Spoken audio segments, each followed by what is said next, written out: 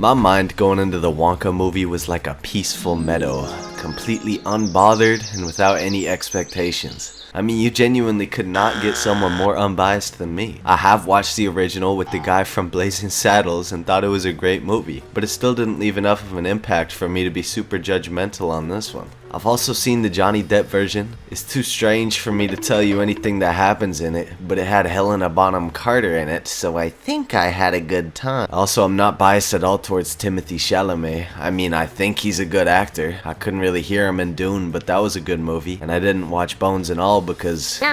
ew. But it definitely seems like he knows what he's doing. Also, he's got the craziest jawline I've ever seen. No hate to Timothée Chalamet. I mean, I could never pull Kylie Jenner, but that thing is near identical to a bicycle seat. So with all this in mind, I think I would have the most unbiased and objective review of Wonka as a movie. And as a standalone movie, yeah, it was pretty good. The movie is very over the top and silly. I mean, the entire town is run by a cutthroat chocolate cartel, and everybody in it is a die-hard chocolate addict, which I guess makes sense because if you gave a medieval serf a Hershey's bar, he'd probably lose his shit too. Willie is seen as the new guy in town trying to make a name for himself selling chocolate as a way to honor his mom's last wishes. But Willie's chocolate isn't any ordinary chocolate. It's infused with voodoo magic that can do anything he wants it to as long as he adds like unicorn hair or leprechaun shit to it. So the big rich leaders of the chocolate cartel see him as a threat. There's not much depth to the characters, with the rich bad guys' whole philosophy being, I love rich people and I hate poor people. And they didn't try to give these bad guys any redeeming qualities at all. One way this movie differs from the original and the Johnny Depp one is that Willy Wonka isn't a secretive, mysterious figure who you're not sure is good or bad. He's just a 100% good guy, no doubt about it. This confused me because I had originally thought this movie was supposed to be a prequel to the Johnny Depp version, which thank God it isn't because he was a creepy little bastard in that movie, and in this one he's just a normal guy, which I would say fits more in line with the original. Timothée Chalamet especially did a great job in this character and was really likable and charismatic throughout the movie. He was basically smiling the entire time, although I think he was cheesing a bit too hard while he was milking that giraffe.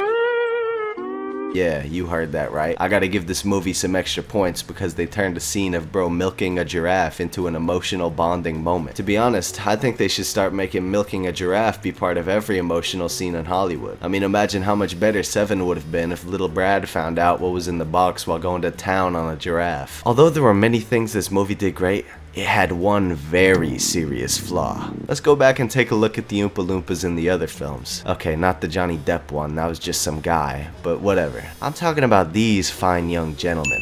These guys are awesome. Just look at them go. Go get it, yeah. Now look at them.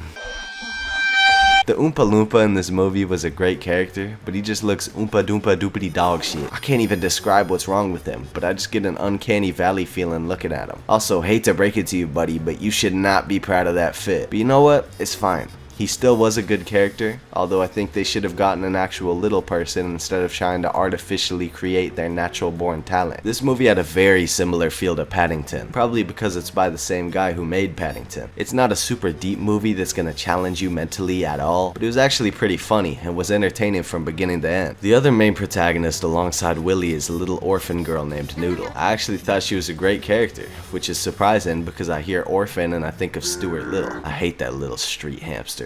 But no, she was a likable character who was relatable to Willy Wonka, and over time naturally grew a bond with him and started to see him as a mentor of sort. They were able to help each other throughout their journey in the movie, but she never took away from him as the main protagonist, all while her own storyline felt satisfying and significant to the main one. She also wasn't forced into the already established story from the original movies, which is probably for her own good, because if Augustus Gloop heard an orphan was coming, he'd probably think that was some French delicacy and try to eat her. This movie also shows a more vulnerable side to Willy Wonka, giving him a proper backstory and a reason why he originally donned his charismatic, larger-than-life persona. I wouldn't say they reinvented any wheels with his origin story, but it was emotionally impactful. They did Kung Fu Panda us at the end, but it still felt satisfying and wrapped up Willy's story arc pretty well. So yeah, overall I'd say this is a good movie. It's perfect for a family setting and little kids would love it, although even my grown ass still liked it, so I'm gonna give it a Tweedle patented score of 7 out of 10.